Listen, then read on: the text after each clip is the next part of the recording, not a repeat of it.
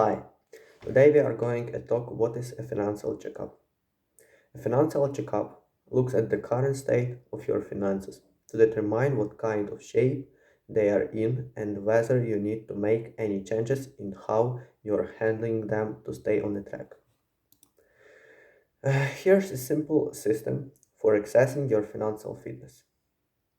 Many experts suggest that people make a point of conducting a personal financial checkup on an annual basis or after a major life event, such as a marriage, divorce, birth, or death. The question is, what does that mean exactly? To make sure you don't miss something critical to your financial well being, here are the main topics you should plan to cover. Takeaways. A financial checkup is a systematic look at the complete state of your finances. It can be useful to perform a financial checkup annually and after any major life events, such as a marriage, divorce, birth, or death.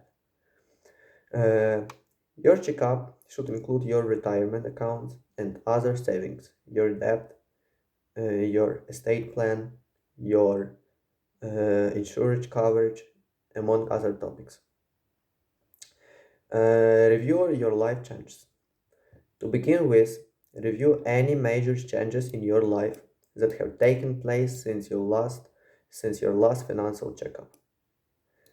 Have you changed jobs, gotten married, or divorced? Welcomed a new family member, received an inheritance, died at home, uh, moved or retired. Each of these events can alter your overall financial picture. As you go through the sections below, consider how any recent life changes could affect your plans moving forward.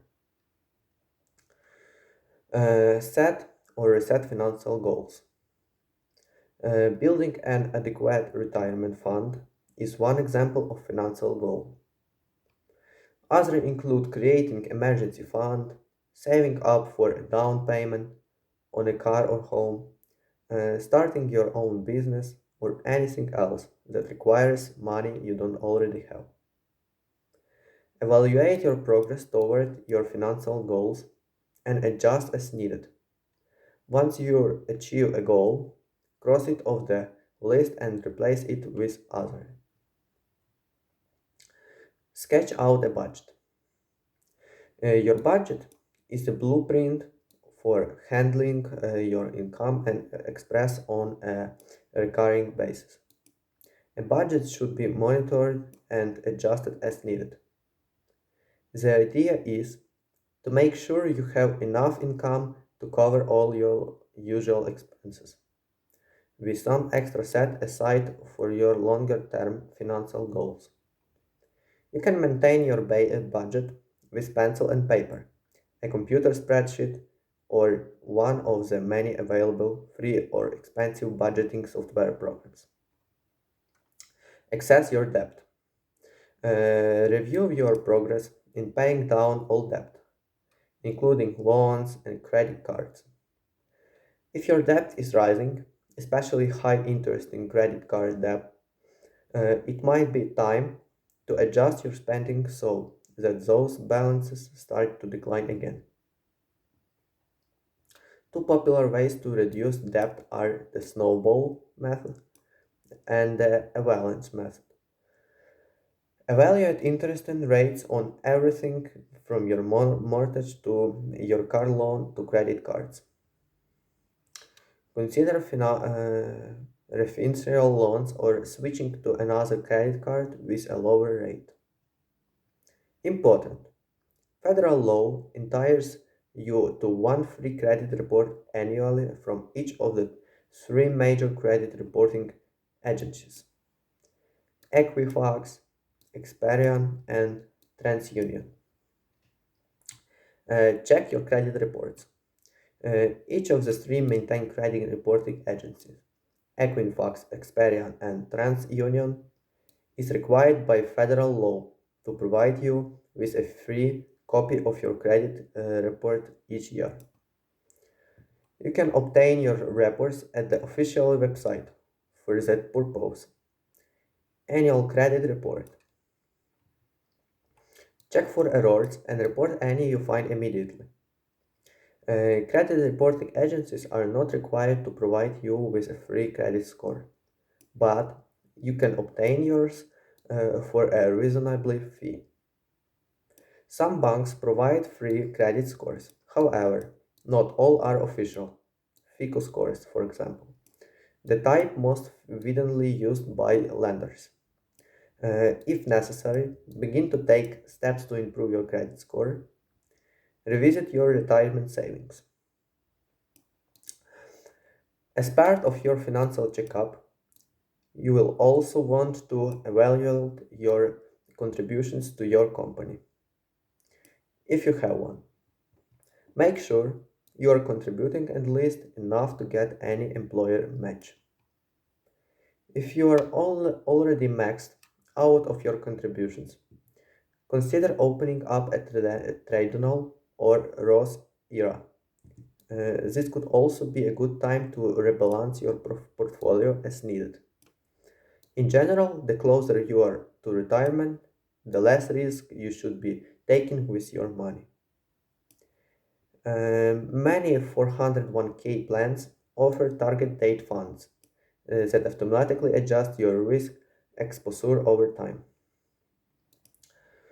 Now, let's talk about consider your other saving goals. Review your progress towards any other saving goals, such as an emergency fund, a college saving fund, such as a 529 plan, a new car fund, or a vacation fund. Uh, if you head too deep into your emergency fund for home or car repairs recently, aim to replace that money as quickly as possible. In addition, check available interest rates to make sure your savings are earning a reasonably return. You might want to investigate high yield savings accounts, for example. Make sure you are properly insured. Your insurance needs can change over time. You will want to make sure you have an appropriate amount of life insurance, disability insurance for income protection, and homeowners or renters insurance, including flood insurance, if approximate to your location. Reevaluate your health insurance needs, including long-term care insurance if you think you might need it. Consider switching insurance companies or raising deductibles on home and auto policies to lower premiums. You can also save money by bundling multiple policies with one company.